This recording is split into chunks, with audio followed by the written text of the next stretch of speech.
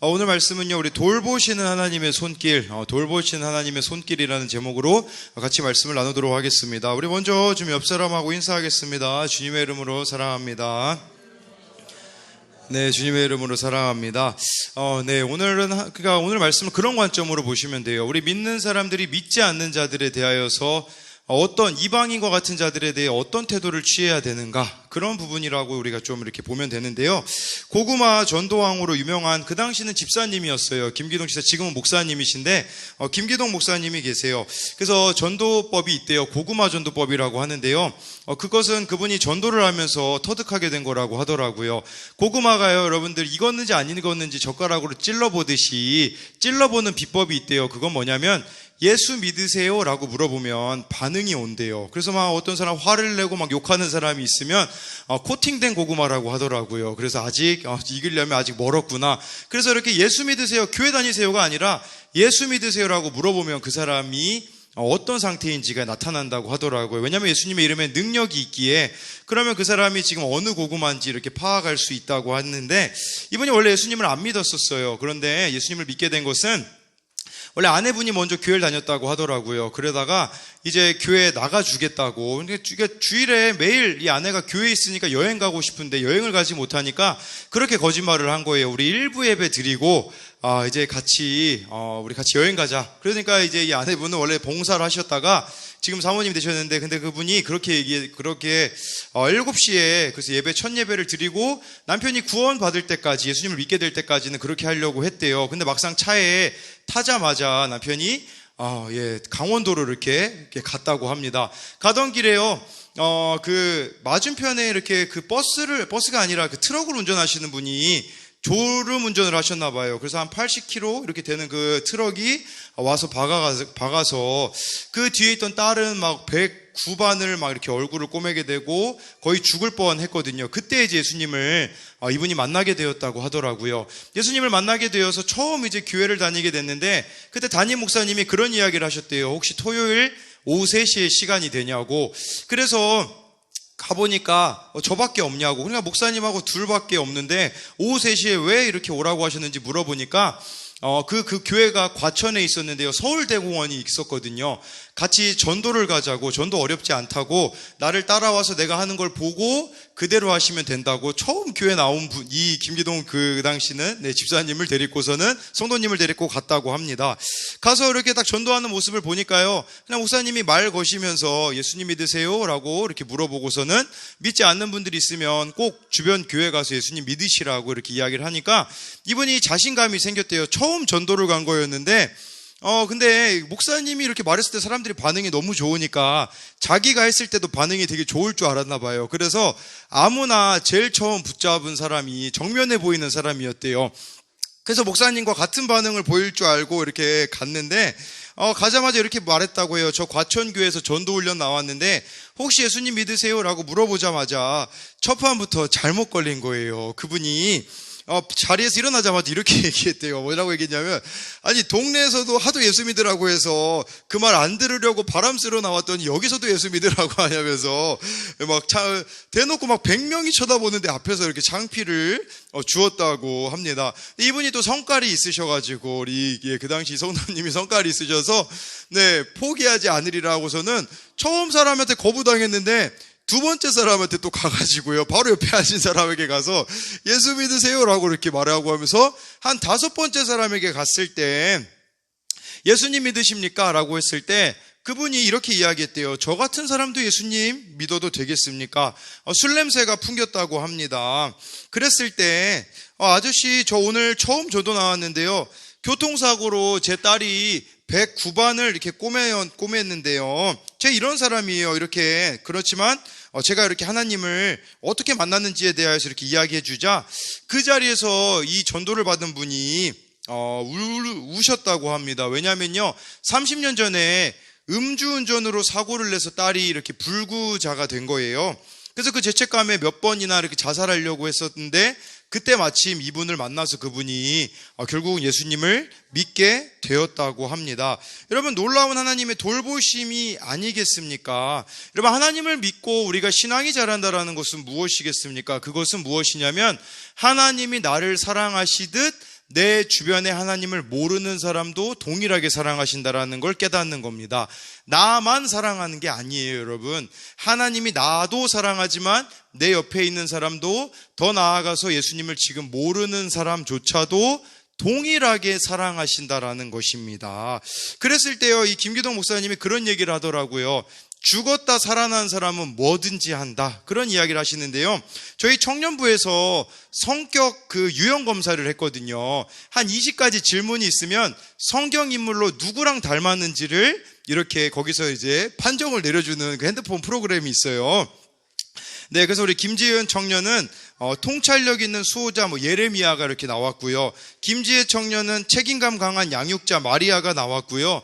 저는 이렇게 현명한 사색가 솔로몬이, 이미경 우리 청년은 의리 있는 이상주의자 바나바가 나왔는데, 소리 사모는 조금 이상한 사람이 나왔어요. 뭐라고 나왔냐면, 남을 즐겁게 해주는 사람 돌아온 탕자, 이렇게 딱 나온 거예요. 이제 집 나갈까봐 참 무서운데요. 근데 저는 이걸 하면서 무슨 생각을 하게 됐냐면, 우리가 이렇게 이 시대 사람들이 지금 진짜 관심 있는 건 뭐냐면요, 자기에 대해서 아는 거예요. 내가 어떤 강점을 가지고 있고 어떤 약점을 가지고 있는지를, 이렇게 그걸 MBTI라고 하거든요. 자기 성격 유형 검사하는 것을 되게 좋아합니다. 그런데 여러분, 그것도 위험한 부분이 있어요. 그건 뭐냐면 스스로를 제한해 버릴 수 있다라는 거예요. 나는 이런 강점이 있으니까 이거는 당연히 내가 하지만, 나는 이런 약점이 있으니까 이건 안 해도 돼 라고 생각해 버리는 거죠. 전도도 마찬가지지 않겠습니까? 나는 소심하니까, 나는 내성적이니까, 나는 전도자가 아니니까, 나는 목사가 아니니까 전도하지 않아도 돼 라고 말할 수가 없다라는 거예요. 왜냐하면 김기동 목사님이 그런 얘기 하셨어요. 죽다가 살아난 사람은 뭐든지 한대요. 성격 핑계 안 된대요. 그게 무슨 말이냐면, 정말 내가 십자가에서 죽어야 될 죄인이라는 것을 처절하게 깨닫고, 정말 예수님을 우리가 진정으로 믿는다면 핑계대지 않고 증인으로서의 삶을 살아낸다라는 것을 말씀해 주는 겁니다. 여러분, 정말 예수님이 나를 위하여서 십자가에 죽으셨다라는 그 사실을 믿습니까? 그렇다면 우리는요, 복음을 증거하는 증인으로서의 삶을 살아갈 수밖에 없다라는 겁니다. 지난 시간에는요, 예수님의 동생이자 예루살렘 교회 지도자인 야고보에 대해서 살펴보았습니다. 그는 낙타 무릎이라는 별명을 가질 정도로 그렇게 열심히 기도했던 자였습니다. 그가요, 지금 무슨 문제를 직면하게 됐냐면, 이방인 중에 예수님을 믿는 사람들이 있는데, 유대인들은요, 원래 태어나자마자 8일 만에 할례를 받거든요. 남자로 말하면 포경수술을 말하는 건데, 이방인들이 예수님 믿는 사람들이 이 할례를 받아야 됩니까? 받지 말아야 됩니까? 안디옥 교회에 문제가 생겨서 바울과 바나바가 물어보러 왔을 때, 오늘 말씀에 그 야고보가 대답한 내용입니다. 우리 14절 말씀 같이 읽어보겠습니다. 시작. 하나님이 처음으로 이방인 그들을 돌보신 것을 시므온이 말하였으니, 여기 시므온은요, 베드로예요. 시몬, 이거를 이제 시므온이라고도 또 이렇게 음역하면 나와 있기에, 베드로가 어떻게 하나님이 역사하셨는지 그 역사를 여기 뭐라고 표현하냐면, 그들을 돌보신 것을 이미 베드로가 말했대요. 이건 무엇을 말해주는 거냐면, 고넬료의 집에 베드로가 가가지고 거기서 성령이 내려서 이방인들이 예수님 믿게 된 걸 말하는 거예요. 그거를 하나님이 돌보셨다라고 표현을 해주고 있어요. 제가 찾아보니까요, 이 돌보셨다라는 표현이 두 군데 나오더라고요. 히브리어로는 어디 나오냐면요, 출애굽기에 보면 나와 있어요. 출애굽기 4장 31절 말씀에 보면 나와 있는데, 제가 읽어드릴게요. 백성이 믿으며 여호와께서 이스라엘 자손을 찾으시고 그들의 고난을 살피셨다 함을 듣고 머리 숙여 경배하였더라. 하나님이여 이스라엘 백성들을 찾으셨다. 그게 여기 나와 있는 돌보셨다라는 말씀이에요. 어떤 의미냐면요, 이스라엘 백성들이요, 그러니까 이스라엘 백성들이 애굽에, 이집트에 노예로 430년 있었을 때 있잖아요.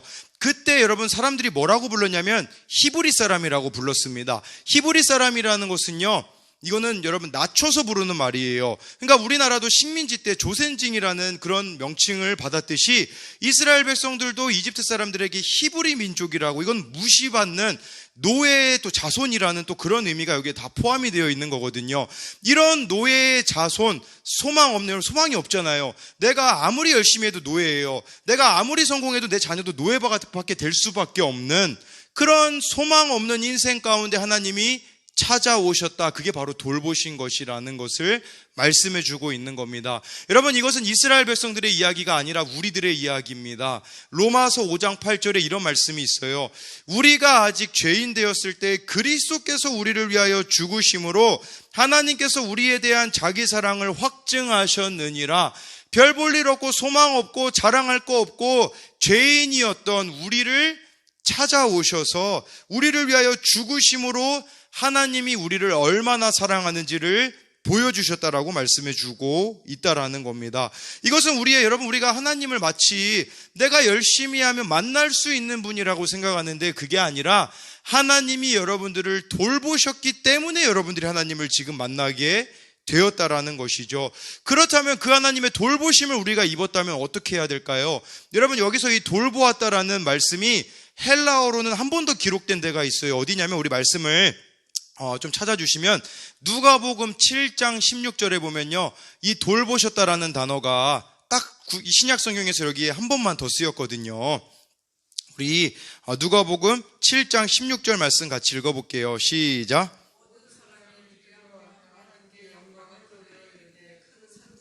우리 가운데 일어나셨다 하고 또 하나님께서 자기 백성을 돌보셨다 하더라. 여기 말씀해요. 예수님이 어떤 거를 했는데 그걸 본 사람들이 뭐라고 이렇게 이야기했냐면 하나님이 자기 백성을 돌보셨다라고 이렇게 사람들이 고백을 했어요.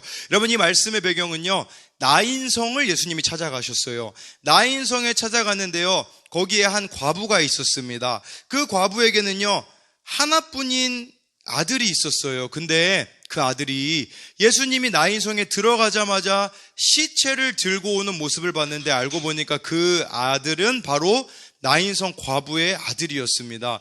여러분, 그 당시에 과부라는 것은 이 아들이 유일한 소망이었거든요. 이 아들이 어머니를 먹여 살려야 되기 때문에 유일한 소망이었는데 그 아들마저도 없어져 버린, 정말 그 당시에 여자가 돈을 벌 수 있는 것도 아니었었거든요. 그러니까 완전 소망이 끊어져 버린 그 여인을 찾아가서 예수님의 그 시체가 지나가고 있는데 예수님께서 그때 이렇게 말씀하세요. 누가복음 7장 13절 보니까요, 그때 예수님이 어떻게 반응하시냐면요, 우리 같이 읽어보겠습니다. 시작. 주께서 과부를 보시고 불쌍히 여기사 울지 말라 하시고, 여러분, 그녀를 불쌍히 여겼다고 합니다. 여기서 불쌍히 여겼다라는 말은 창자가 뒤틀리듯 아파하셨다라는 말이에요. 그러니까 그 여인의 아픔과 예수님의 아픔이 일치했다라는 것이고 예수님이 그녀에게 공감하셨다라는 것을 말씀해 주고 있어요. 그래서 예수님이 뭐라고 말씀하시냐면 일어나라 라고 했을 때 그 아들이 살아났거든요. 그때 하나님이 돌보셨다고 고백한다라는 것은 우리에게 무엇을 말씀해 주고 있냐면, 왜 소망 없는 우리를 하나님이 찾아오셨습니까? 그 이유는요, 우리도 소망 없는 나인성 과부와 같은 자들을 찾아가라는 거예요.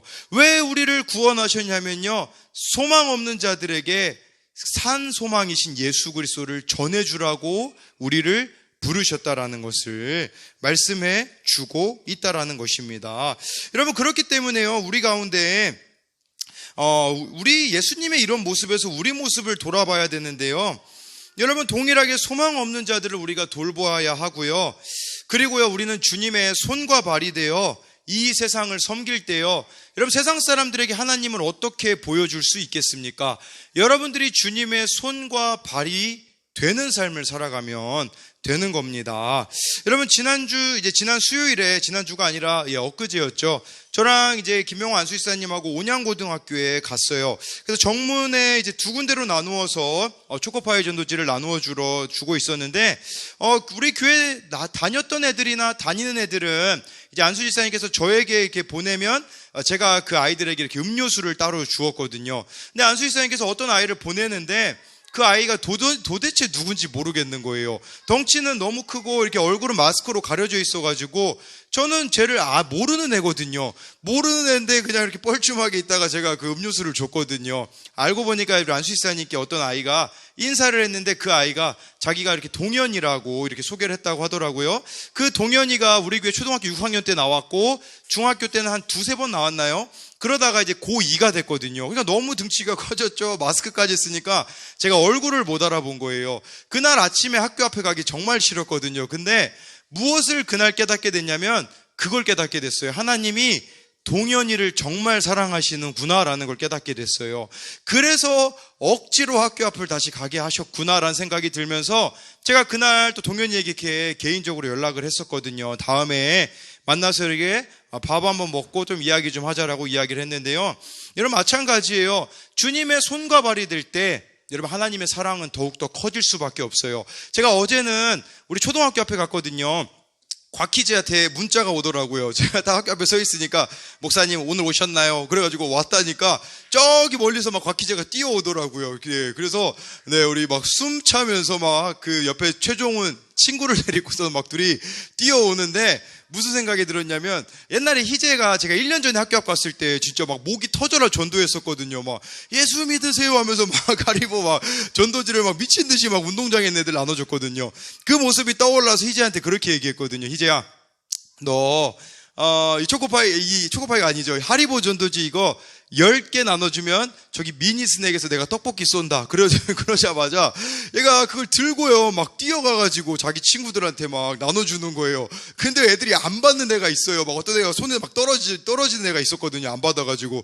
근데 그냥 안 보고 막 뛰어가는 거예요. 막 10개 나눠줘야 된다고 곽기재가 뛰어가더니 자기 친구들이 또 더 많이 몰려왔나 봐요. 그러더니 저한테 다시 희재가 뛰어오더라고요.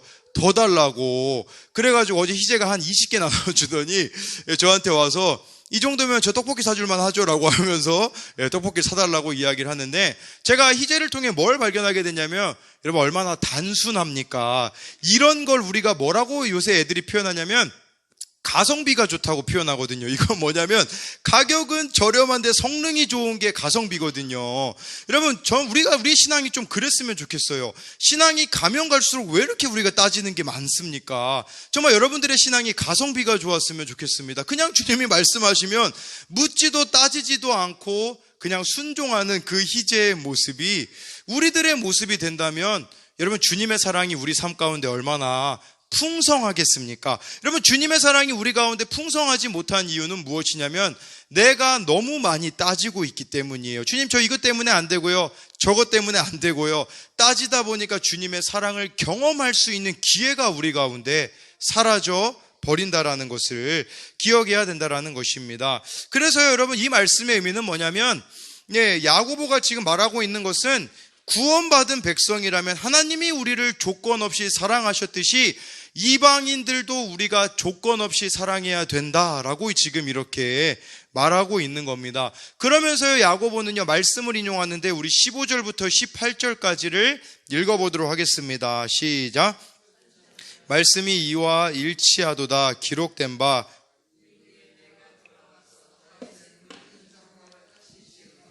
또 그 허물어진 것을 다시 지어 일으키리니 이는 그 남은 사람들과 내 이름으로 일컬음을 받는 모든 이방인들이 주를 찾으려 함이라 하였으니 즉 예로부터 이것을 알게 하시는 주의 말씀이라 함과 같으니라. 여러분 이 말씀은요 아모스 9장 11절 12절 말씀을 말씀해 주고 있는 겁니다. 그러니까 야고보가 그냥 경험만을 이야기하면 사람들에게 통하지 않으니까 말씀을 제시하는데 이게 아모스 9장에서요 다윗의 무너진 장막을 다시 짓는다고 했다라고 이렇게 말씀을 나누고 있어요. 이 말씀의 의미는요 그 당시에 이스라엘이 멸망을 하잖아요. 이스라엘이 멸망하는데 하나님이 그 이스라엘을 다시 일으키실 건데 그 다시 일으킨 사건이 다윗의 장막을 다시 짓는다고 했는데 그것은 바로 예수님이 십자가에서 죽으심으로 교회 공동체를 주셨다라는 거예요. 이 교회 공동체를 통하여서 다시 이 다윗의 장막을 세우신 것을 말씀해 주고 있다라는 것이죠. 그렇기에 여러분 이 말씀의 의미는 무엇이냐면 정말 우리가 구원하는 데 있어서는 아무런 장애물이 없어야 된다라는 거예요. 이 교회 공동체는요 누구나 올 수 있는 곳이 되어야 된다라는 거예요. 차별이라는 것이 없는 공동체, 서로가 사랑하는 공동체가 바로 이 교회 공동체가 되어야 되는데 어떻게 해야 우리가 그렇게 될 수 있겠습니까? 말씀이 있어야 된다라는 거예요. 야고보가 구약 말씀을 인용했다라는 것은요, 우리도 말씀에 순종하여 살아갈 때에 그제서야 이 교회 공동체는요, 모든 사람을 품어낼 수 있는 공동체가 된다라고 말씀해주고 있다라는 것이죠. 여러분, 그렇기 때문에요, 정말 중요한 것은요, 우리가 새벽에도 큐티를 하고요, 또 말씀을 지금 이 자리에서 듣잖아요. 근데요, 듣는 것에서 그치면 안 됩니다. 그 말씀을요, 내 삶으로 가져와서 비추어 보셔야 돼요. 나는 이 말씀에 지금 비추어 봤을 때 순종하지 못하고 있는 것이 무엇인가? 그걸 돌아보셔야 돼요. 제가 오늘 이 말씀을 준비하는데 아까 14절 말씀, 하나님이 돌보셨다고 신방하셨다라는 말씀을 읽다가 찔렸어요. 그래서 제가 설교 하다가 뭘 했냐면, 예찬이가 한 7시 35분, 아니 3시 35분에 이제 왔거든요. 어린이집에서 돌아왔을 때 예찬이를 차에 태워가지고 제가 오늘 신방해야 될 사람들이 있었는데 안 했거든요.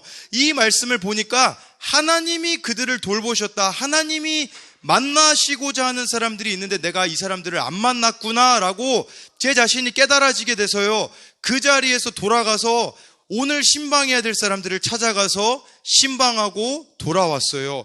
무엇을 말씀드리는 거냐면, 이 말씀은 나에게 적용하라고 주신 말씀이라는 거예요. 우리는 자꾸 이 말씀을 가지고 이거는 내 남편이 들어야 되는데, 내 아내가 들어야 되는데, 내 자녀가 들어야 되는 데가 아니라 내가 들어야 되는 거예요. 여러분, 우리가 정말 가끔 가다 보면 미운 사람들이 생기잖아요. 막 정죄하고 싶은 마음, 판단하고 싶은 마음이 들 때가 있잖아요. 근데요, 그때 하나님이 우리에게 주시는 메시지가 뭔지 아세요?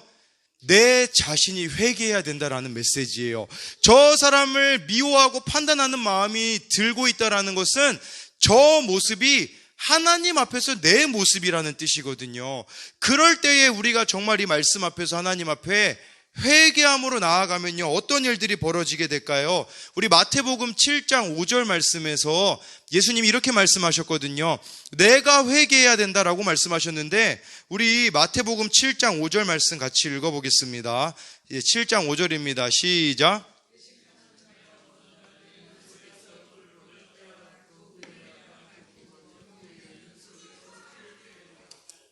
이 말씀의 의미는 뭐냐면요, 1절에 보니까요, 비판하지 말라고 예수님께서 말씀하셨거든요. 그러니까 비판하지 말아야 되는데, 그 비판하기 전에 우리 가운데 이루어져야 되는 게 5절이래요. 뭐냐면, 내 눈 속에서 들보를 빼어라. 우리가 누구 막 비판하고 싶잖아요. 그러면 그때가 회개할 때라는 말이에요. 회개함으로써 내 안에 있는 들보를 빼잖아요. 그럼 어떤 일이 벌어지냐면, 그 후에야 밝히 보고 형제의 눈 속에서 티를 빼리라 라는 말은, 정말 여러분들이 누군가를 고치고 싶을 때가 있잖아요. 그러면 내가 그 자리에서 회개를 하면 그 모습을 보고 그 형제가 뉘우치게 된다라는 말씀이에요. 그 사람에게 말로 고치려고 하지 말고 내 자신을 주님 앞에 회개하면 그 사람이 돌이킨다라고 우리에게 말씀해 주고 있다라는 겁니다. 그렇게 여러분, 가족 가운데 정말 누군가에게 막 욕하고 싶은 마음이 들 때, 미워하는 마음이 들 때가 하나님 앞에 내가 회개할 때라는 거예요. 그래야 여러분들 가정 가운데 있는 그 죄의 문제들, 끊어지지 않는 그 죄의 문제들이 해결을 받는다라는 것입니다. 마찬가지예요. 자녀들이 방황할 때, 부모님들이 여러분들이 힘들게 할 때, 그때 우리가 취해야 될 태도는 하나님 앞에 회개하는 겁니다. 회개하면요, 죄가 힘을 잃어서 더 이상 여러분들의 가정을 다스릴 수가 없는 겁니다.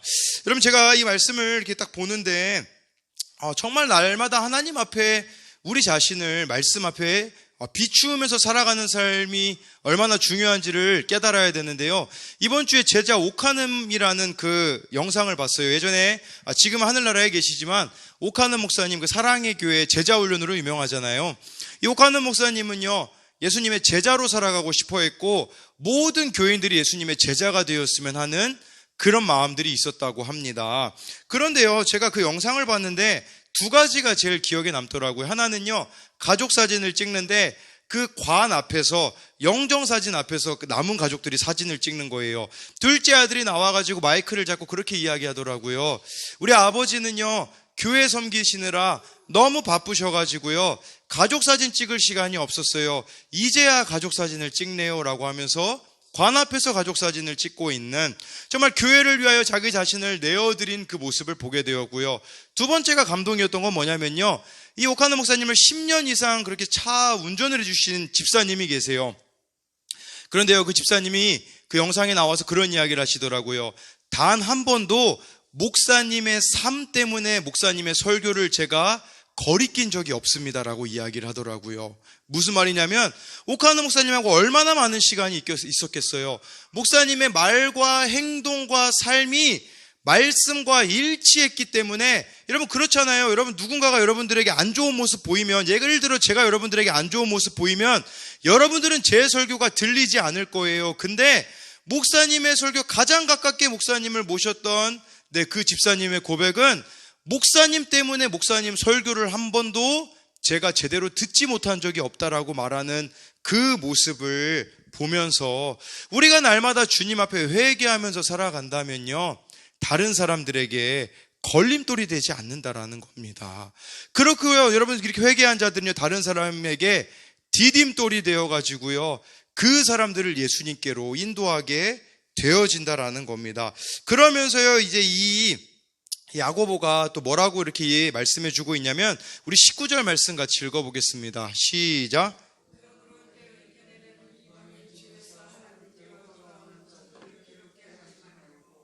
네, 이 말씀은요, 어느 성경 본문에 보면요, 그 추가 본문으로 이런 말씀도 기록되어 있더라고요. 어떤 내용이 기록되어 있냐면, 그리고 우리가 우리 자신에게 하지 않을 일을 다른 사람에게 하도록 하지 말라. 그러니까 쉽게 말하면 이거예요. 내가 안 하는 거 다른 사람에게도 시키지 말라라는 말씀이 여기 추가되어 있는데, 이 말씀은요, 어떤 말씀에 반대되는 말씀이냐면, 우리 말씀 하나 찾아보겠습니다. 마태복음 7장 12절을 황금률이라고 하거든요. 황금률. 우리 마태복음 7장 12절 말씀을 반대로 한 거라고 볼 수 있어요. 우리 마태복음 7장 12절입니다. 읽어보겠습니다. 시작.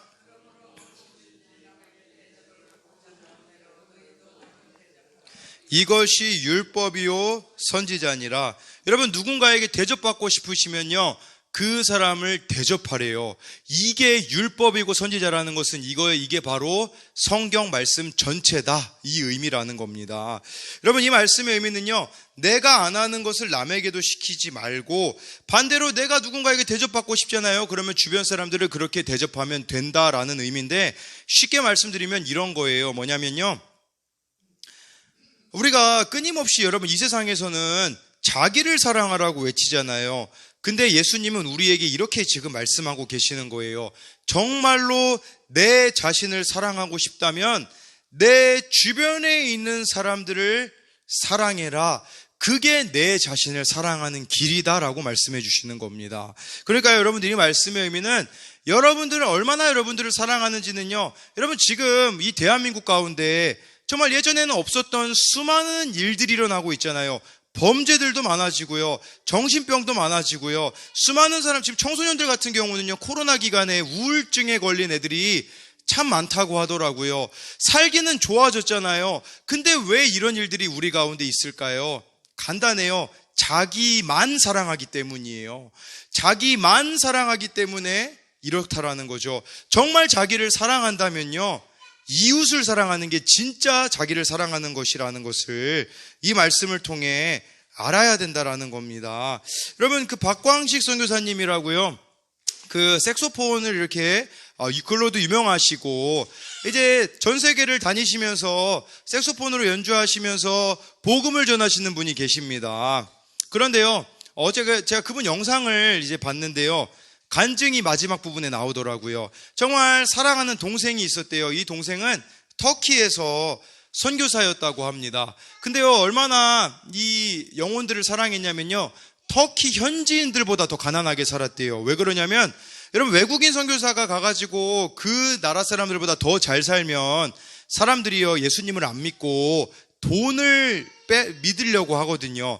돈을 선교사로부터 갈취하려고 하거든요. 그러니까 일부러 현지인들보다 더 가난하게 살았던 이 귀한 동생이 있었다고 합니다.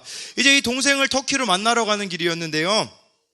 아들이 한 명 있기에 이 박광식 선교사님이 그 사랑하는 동생의 또 아들에게 로봇을 주려고 변신 로봇을 하나 사고 라면 스프를 사고 참치 통조림, 외국에 살고 있으니까 한국 음식이 그립잖아요.